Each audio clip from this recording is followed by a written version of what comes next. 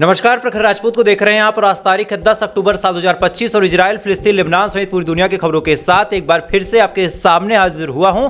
इस वीडियो में हम आपको बताएंगे कि इजराइल और फिलिस्तीन के बीच सीज फायर तो हो गया है, लेकिन ये सीज फायर क्या सच में रद्द अमल में आएगा या फिर इस सीज फायर की धज्जियां उड़ा दी जाएंगी। और ऐसा क्यों कह रहा हूं, इसके बारे में आपको डिटेल में पता चलेगा। और साथ ही सीज फायर के बीच हमारे मोदी साहब का एक फोन जाता है और ये फोन कितना हाहाकारी था, कितना हाहाकार मचाने वाला था, इसको जब आप जानेंगे तो जानने के बाद आपके पैरों तले जमीन खिसक जाएगी। और साथ ही अफगानिस्तान ने पाकिस्तान के मुंह पे ऐसा भिगो के जूता मारा है कि ये खबर जब आप जानेंगे तो जानने के बाद आप भी आज हैरान हो जाएंगे। और साथ ही डोनाल्ड ट्रंप के लिए आज का जो दिन है, ये दिन बड़ा खास है। अब ऐसा क्यों कह रहा हूं और इसको खास बनाने के चक्कर में नेतन्याहू के साथ मिलकर, अलग अलग और देशों के साथ मिलकर कितनी कुर्बानियां दे दी ट्रंप भाई साहब ने, इसको जब आप जानेंगे तो जानने के बाद आज आप हैरान हो जाएंगे।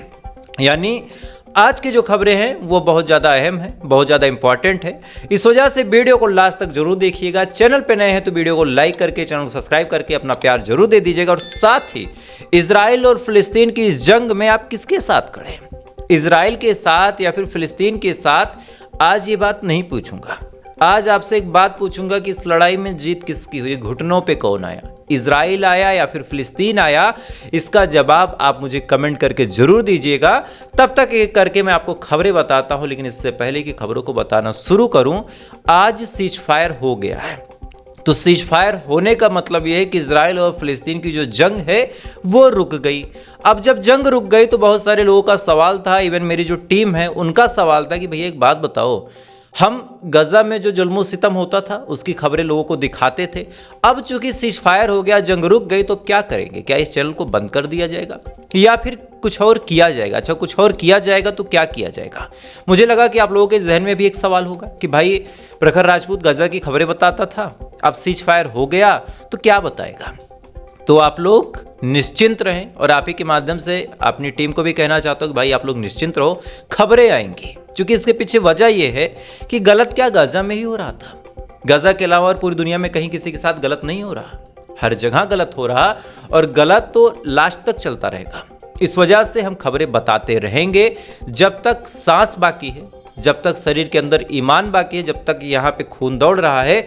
जहां जहां गलत होगा हम उन खबरों को बताएंगे। गजा की खबरें अगर नहीं होंगी तो हम पूरी दुनिया में किसी और मुल्क की खबरें बताएंगे या फिर भारत में इतनी चीजें होती हैं उनकी खबरें बताएंगे। लेकिन आप यकीन मानिए चैनल पे वीडियो आते रहेंगे। भले ही आप लोग से एक रिक्वेस्ट है कि आप लोग प्यार यूं ही बनाए रखिएगा, गजा के बाद चैनल को छोड़ के मत जाइएगा।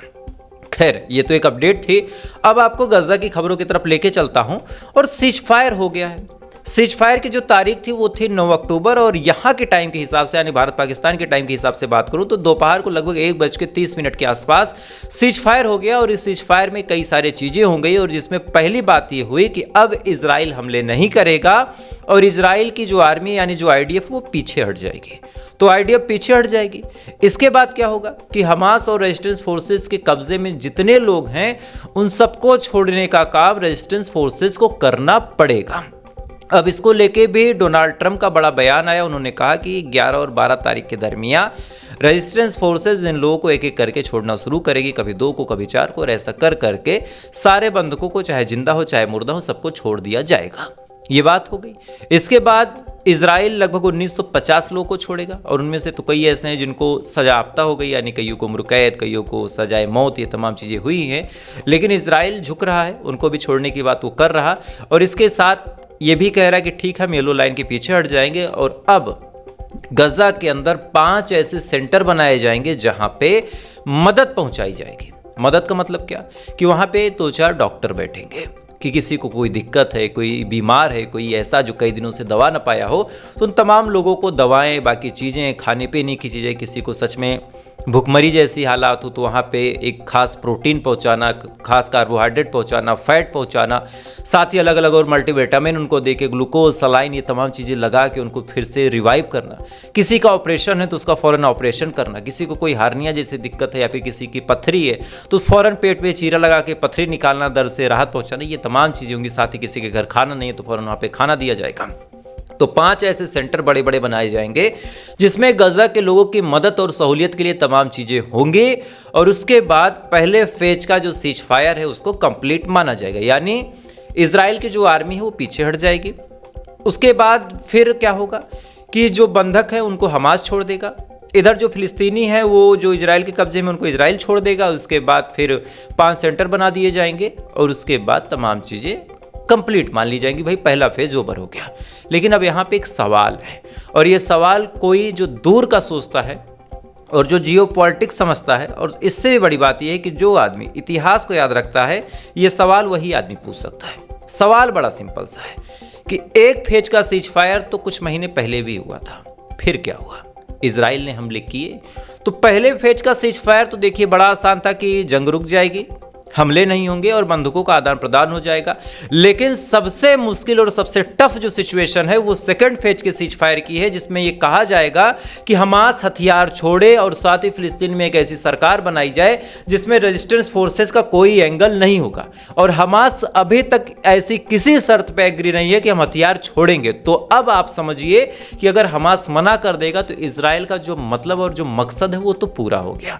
और साथ ही एक चीज और आप समझिए, सारी जो अमेरिका की गरज है वो महज और महज कल तक, यानी साफ तौर पे देखा जाए तो महज आज तक है। और जब तक आप वीडियो देखेंगे हो सकता है वो गरज अमेरिका की खत्म हो जाए। कैसे, वो आपको डिटेल में बता देता हूं। 10 अक्टूबर साल 2025 यानी आज की तारीख को ही नोबेल पीस प्राइज जिसको मिलेगा उसका अनाउंसमेंट होना है। और आज ही कंफर्म हो जाएगा कि डोनाल्ड ट्रंप को ये पीस प्राइज मिला या फिर नहीं मिला। अब अगर मिल गया तब भी डोनाल्ड ट्रंप का मकसद पूरा, तो फिर सीज फायर हो या ना हो, गजा के लोग मरे या जिए, ट्रंप से क्या मतलब। नहीं मिला तो फिर तो ट्रंप के मन में एक बात आ ही जाएगी कि भाई साहब मैंने अपनी जान समझ में पूरी कोशिश कर ली लेकिन मुझे तो मिला नहीं, तो ऐसे हाल में भाई अब मारो इनको। तो दोनों ही सूरत हाल में जितनी गरज अमेरिका की है वो केवल और केवल आज तक है। आज सीज फायर करवा लिया ट्रंप ने, अपनी शर्तों पे, अपने इशारों पे पूरी दुनिया को उसने दिखा दिया कि भाई मैंने इजराइल को भी ला दिया, मैंने हमास को भी ला दिया, मैंने सीज फायर करवा दिया। अब सेकंड फेज का हो या ना हो ट्रंप को कोई मतलब नहीं है, क्योंकि ट्रंप का जो मकसद है या तो पूरा हो जाएगा या तो फेल हो जाएगा। दोनों ही सूरत हाल में ट्रंप की गरज खत्म हो जाएगी। इसी वजह से तमाम चीजें चल रही हैं। इधर नोबेल पीस प्राइज का मामला मैंने जानबूझ के इस वजह से इतना हाइप किया, चूंकि आज नेतन्याहू ने एक फोटो शेयर की जिसमें बाकायदा एआई से नोबेल पीस प्राइज की इमेज बना के और उसमें ट्रंप को पहना के तमाम ड्रामे नेतन्याहू कर चुके हैं। तो पूरा जो मकसद है वो केवल और केवल नोबेल पीस प्राइज का है और इसी पीस प्राइज की वजह से ही सीज फायर हुआ, इस बात को आप याद रखिएगा। तो पहला फेज तो काफ़ी आसान था, तो इस वजह से आप लोग खुश मत होइएगा। बहरहाल खुशी मनाइए कि जंग रुक गई है, अब लोगों को मदद मिलेगी। लेकिन साथ ही एक दुआ भी कीजिएगा कि ये जंग यूं ही रुकी रहे, सेकेंड फेज में भी हमास या तो मान जाए या फिर किसी ऐसी शर्त पे इजराइल झुक जाए ताकि सेकेंड फेज के बाद ये सीज फायर की जो मियाद है ये फेल ना हो। खैर, इधर ये तमाम चीज़ें चल ही रही हैं। इधर तुर्की ने भी एक बड़ा बयान दिया। तुर्की ने कहा कि हमास के ऊपर ही सारा प्रेशर क्यों डाला जाए। तुर्की का साफ तौर पे कहना है कि हमास के ऊपर अगर सारा प्रेशर डाला जाता है तो हमास का कंधा इतना भी मजबूत नहीं कि सारे प्रेशर को अपने कंधों पे ले। और क्यों ले भाई, अगर दो देश लड़ रहे हैं, दोनों देश की आवाम मारी जा रही, दोनों देश की आवाम परेशान है, तो गरज दोनों की है ना कि एक की। और यही सेम चीज़ तुर्की ने बोली कि सारा दबाव आप, यानी अमेरिका और इजराइल को कहा कि सारा दबाव आप हमास पे ही मत बनाइए, कुछ चीज़ें आप अपने हिसाब से कीजिए, तभी सिचुएशन सही रहेगी। खैर, ये बात तुर्की ने बोली, लेकिन इसी दौरान जब मैं रिसर्च कर रहा था तो एक खबर मेरे कान में पड़ी और उसको देखने के बाद मैंने कहा भाई खोलो देखो क्या है। इस खबर के हेडलाइन में लिखा गया है कि कैबिनेट की मीटिंग चल रही थी, इसी दौरान हमारे देश के यशस्वी माननीय प्रधानमंत्री मोदी साहब फोन करते हैं और जैसे ही फोन करते हैं नेतन्याहू अपने मिनिस्टर से कहते हैं कि सब रुक जाओ, मोदी साहब का फोन आया और मैं बातचीत करूंगा। इसके बाद मोदी साहब से बातचीत होती है, काफी गंभीर बातचीत होती है और पता नहीं क्या क्या बातचीत होती है। अब हमारे देश की मीडिया इस खबर को इतना हाइप बना रही है, लेकिन उन्हीं में से एक मीडिया वालों से मैं सवाल पूछना चाहता हूं कि भाई साहब, अगर इतना ही मोदी जी का नेतन्याहू सुनते हैं तो ट्रंप ही क्यों सीज फायर करवा रहा था? मोदी साहब करवा लेते, कम से कम हमारे देश में एक नोबेल पीस प्राइज आ जाता। अब तक कभी भी मोदी जी ने बातचीत नहीं की, ट्रंप ने सीज फायर करवा दिया, सारी चीजें हो गई तो ये फोन कर रहे हैं और इस पे हमारे देश की मीडिया ये क्रेडिट बताने में लगी कि उन्होंने अपनी मीटिंग छोड़ दी, तुम बैठ के देख रहे थे क्या। लेकिन अंधभक्तों को खुश करने के लिए मीडिया के पास एक ऐसा चूरन होता है कि बस मुंह में चूरन डाल दो ऐसे, उसके बाद अंधभक्त मंडली ताली पीटने लगी, अरे वाह पापा ने सब कर दिया। अरे कुछ तो यार दिमाग लगाओ, कुछ तो दिमाग लगाओ, शर्म कर लो। खैर, इधर एक और बड़ी खबर है। इस खबर के बारे में ज़्यादातर लोग बातचीत नहीं करेंगे, इंटरेस्ट यहाँ पे दूसरा है, लेकिन ये खबर इंपॉर्टेंट है। चीन एक दूसरे देश पे चढ़ाई कर सकता है और इस चढ़ाई का सीधा असर भारत पे पड़ेगा, लेकिन पापा की इमेज की बात है, गोदी मीडिया नहीं बोलेगी। एक देश का नाम आपने सुना होगा, ताइवान। और ताइवान और चाइना के बीच झड़प और तल्खियात कई दिनों से देखने को मिल रहे हैं, लेकिन इसी बीच बड़ी अपडेट आई है कि एक नदी है तियानजी नदी। इस नदी में चाइना के युद्धपोत देखने को मिले और ऐसा नहीं कि काग दो गलती से चले गए, बाकायदा भारी भरकम तादाद में वहां पे युद्धपोत तैनात किए जा रहे हैं। और ऐसा जियोपॉलिटिकल एक्सपर्ट बता रहे हैं कि चाइना अगर ऐसा कर रहा है तो किसी भी क्षण ताइवान के ऊपर हमला कर सकता है, चूंकि चाइना ने बड़े साफ तौर पर कहा भी है कि ताइवान हमारा है। और चाइना की तरफ से एक ऐसा बयान है जिसके बाद अब तो लग रहा है कि जंग यहाँ पे एक्सेलरेट होगी ही। क्यों? क्योंकि चाइना की तरफ से ताइवान के राष्ट्रपति के लिए बड़ा बयान है और उन्होंने कहा कि ये तो वेश्यावृत्ति, यानी जिसको हम एक गाली के साथ खाना जोड़ देते हो, आप समझ सकते हैं, वो कर रहे हैं। कैसे? इन्होंने कहा कि अमेरिका को खुश करने के चक्कर में ये लड़कियों को, अब खुल के नहीं बोल सकता, चैनल की एक गरिमा है, माताएं बहनें देखती हैं, कई सारी लड़कियां कमेंट करती हैं, तो इस वजह से वो शब्द मैं नहीं इस्तेमाल कर सकता, लेकिन ये साफ तौर पे कमेंट करके कहा गया है चाइना द्वारा कि ताइवान के द्वारा ये किया जा रहा। तो कहीं ना कहीं चाइना जानबूझ के ताइवान को उकसा रहा है कि कोई भी ऐसा बयान, कोई भी ऐसी चीज ताइवान दे दे और उसी के जस्ट बाद चाइना ताइवान पे चढ़ाई कर दे। और ताइवान पे जब चढ़ाई कर दी जाएगी तो इसका मतलब बड़ा साफ है कि धीरे धीरे हम भी जंग के करीब चले जाएंगे, क्योंकि ताइवान कहीं ना कहीं भारत के लिए एक स्ट्रेटेजिक पॉइंट है और ये पॉइंट अगर डिस्ट्रॉय हुआ तो सिचुएशन खराब हो जाएगी। खैर, अगली खबर का रुख करते हैं। अगली खबर निकल के सामने आ रही है अफगानिस्तान से कि अफगानिस्तान के जो फॉरेन मिनिस्टर है, जिनका नाम आमिर खान मुत्तकी है, ये भाई साहब आए हैं भारत के दौरे पे। इससे पहले ये रशिया गए थे, अगला दौरा इनका भारत में हुआ और जैसे इनका अगला दौरा भारत में हुआ, फौरन पाकिस्तानी पागल हो गए। इन्होंने कहना शुरू कर दिया कि भाई अफगानियों का तो पूरा जो लॉयल्टी है वो भारत के लिए है, भारत के ही साथ ये काम करते हैं, अफगानिस्तान ने हमेशा पाकिस्तान को धोखा दिया। ये तमाम बड़ी बड़ी बातें पाकिस्तान के प्रधानमंत्री ने रो धो के बोलनी शुरू कर दी और कहा कि हम भी मुसलमान, ये भी मुसलमान, लेकिन ये काफिर के साथ जाते हैं, ऐसा सारे जाहिल। हर चीज में धर्म घुसाओगे तुम, जियोपॉलिटिक्स में भी धर्म घुसाओगे। अगर धर्म से ही सब कुछ होता तो एक कहानी तुमसे बताता और उसी के बाद तुमसे जवाब मांगना चाहता हूं। पाकिस्तानी, अगर कोई पाकिस्तान से मुझे देख रहा है तो इसका जवाब दे कि साल 2007 में अमेरिका नॉन मुस्लिम मुल्क है, क्रिश्चियन है, अमेरिका ने जब अफगानिस्तान पे हमला किया था तो अफगानिस्तान के इस हमले का पाकिस्तान ने सपोर्ट क्यों किया था? इतना सा सवाल है। इस सवाल का जवाब अगर कोई पाकिस्तानी देख रहा हो मुझे तो दे दे एक बार। पाकिस्तान के प्रधानमंत्री शहबाज शरीफ से भी मेरा सवाल है कि आज जब तुम कमजोर पड़ रहे हो तब तुम्हें अफगानी भाई, मुसलमान, ला इलाहा इल्लल्लाह, ये तमाम चीज़ें याद आ रही हैं कि भाई हम भी वही कलमा पढ़ते, तुम भी वही कलमा पढ़ते हो, चलो मेरा तुम्हारा एक ही रिश्ता ला इलाहा इल्लल्लाह, है ना। आज इसका जवाब मुझे दे दो कि जब अफगानिस्तान पे हमला हुआ था तब तुमने अपनी चाटुकारिता में क्या किया था? तुमने कहा था कि भाई साहब बड़ा अच्छा किया, मारो मारो, तब तो नहीं याद आया। तब तुम्हारे दिमाग में एक चीज़ आई कि अफगानी कमज़ोर हैं, अमेरिका मजबूत है, अमेरिका का पांव पकड़ लो। यही तो कर रहे हो। चाइना मस्जिदों को शहीद करता है, तुम्हारे दम है बोल दो, नहीं बोलोगे। उसके पीछे वजह है कि चाइना तुमको पैसे देता है, हथियार देता है। तो यहां पे एंगल ना घुसाओ। अफगानी हमारे भाई हैं, अफगानिस्तान हमेशा से ही भारत के लिए खड़ा होता रहा है, तो भारत भी अफगानिस्तान के लिए खड़ा होगा। और अगर आपको अफगानी भाइयों की इतनी फिक्र है तो जैसे भारत ने सीना ठोक के कहा, देखिए मोदी साहब से हमारी आपसी रंजिश हो सकती है, लेकिन जब बात विदेश की आएगी तो हम उनको डिफेंड करेंगे। जैसे हमारे देश के प्रधानमंत्री मोदी साहब ने सीना ठोक के कहा कि जो अफगानिस्तान की जमीन है उसमें किसी के बाप का दम नहीं कि कब्जा कर सके। सीधा सीधा ये चैलेंज अमेरिका को था, क्योंकि अमेरिका ने अपना पोर्ट मांगा था। इस पे रशिया की तरफ से ये बयान आया और दूसरा बयान भारत की तरफ से आया, पाकिस्तान में दम हो ये बयान दे के दिखा दे, और अगर नहीं दम है तो फिर क्या बोला जाए। खैर, इनके बारे में क्या ही ज्यादा बात करें। खैर, अगली खबर का रुख करते हैं। अगली खबर निकल के सामने आ रही यूके के हवाले से कि यूके और भारत के बीच ऐतिहासिक सैन्य समझौता हुआ और इसके तहत 4160 करोड़ के आसपास के हथियार दोनों ही मुल्क एक दूसरे को देंगे।